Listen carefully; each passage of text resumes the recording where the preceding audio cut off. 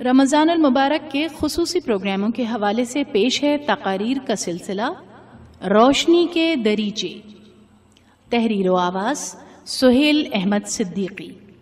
تو آئیے ذہن کے دریچے وا کرتے ہیں۔ بسم اللہ والسلام علی رسول اللہ۔ السلام علیکم دوستو۔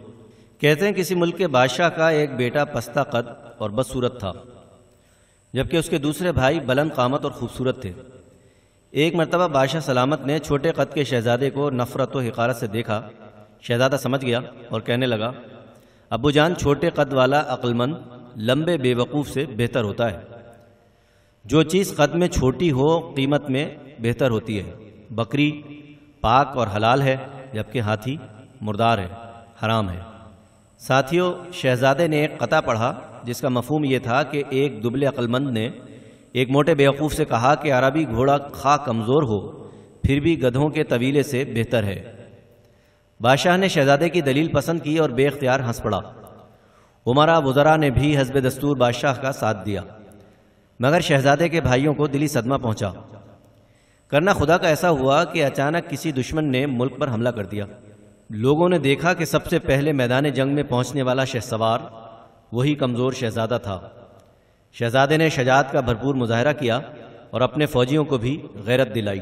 نتیجہ یہ ہوا کہ کم تعداد کے باوجود انہیں فتح نصیب ہوئی۔ شہزادے نے بادشاہ کی نظروں میں وقار حاصل کر لیا۔ حسد کے مارے بھائیوں نے اسے زہر دے کر مارنے کی کوشش کی۔ قسمت نے شہزادے کا ساتھ دیا اور وہ بچ گیا۔ بادشاہ نے پہلے تو دوسرے بیٹوں کو سزا دی، پھر انہیں مختلف علاقوں کا حاکم بنا کر دور دور بھیج دیا۔ ابھی میں نے آپ کو جو قصہ سنایا یہ شیخ سعدی رحمۃ اللہ علیہ نے گلستان میں بیان کیا ہے۔ حکایت کے آخر میں انہوں نے وہ مشہور شعر نظم کیا ہے جو اب ضرب المثل بن گیا ہے۔ ترجمہ ہے کہ 10 درویش ایک گدڑی یا کمبل میں سو سکتے ہیں، 2 بادشاہ ایک ریاست میں نہیں سما سکتے۔ ہوس اقتدار کا موضوع تو اس حکایت سے نمایاں ہے ہی، ساتھ ساتھ یہ نقطہ بھی واضح ہوتا ہے کہ کبھی کسی کو شکل صورت، ظاہری جسمانی صلاحیت یا قد کاٹ کی بنا پر کمتر نہیں سمجھنا چاہیے۔ اسلام نے ایسے تعصبات کی ہرگز اجازت نہیں دی۔ ہمارے یہاں عموماً کسی شخص کی ذہانت، علمیت اور کارکردگی کو لوگ اس کی شناخت ماننے کی بجائے اس کے ہینڈسم اور گڈ لکنگ ہونے کو اہم سمجھتے ہیں۔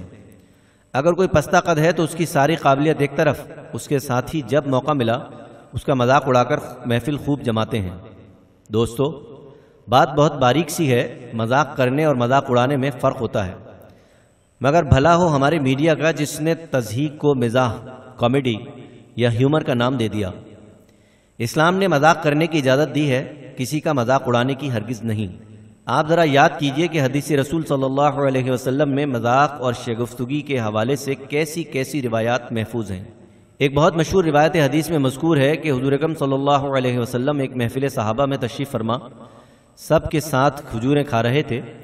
حضرت علی کرم اللہ وجہ ذرا دیر بعد تشریف لائے، دوسرے حضرات پہلے سے کھجوریں کھا رہے تھے۔ اب شوخی میں ہوا یوں کہ سب نے گٹھلیاں چپ چاپ انہی کے سامنے ڈھیر کر دیں۔ سرکار دو عالم صلی اللہ علیہ وسلم نے شوخی سے فرمایا، آپ نے اتنی کھجوریں کھائیں کہ گٹھلیوں کا ڈھیر لگ گیا؟ حضرت علی نے برجستہ کہا، جی ہاں، مگر ایسا لگتا ہے آپ کھجوریں گٹھلیوں سمیت کھا گئے ہیں۔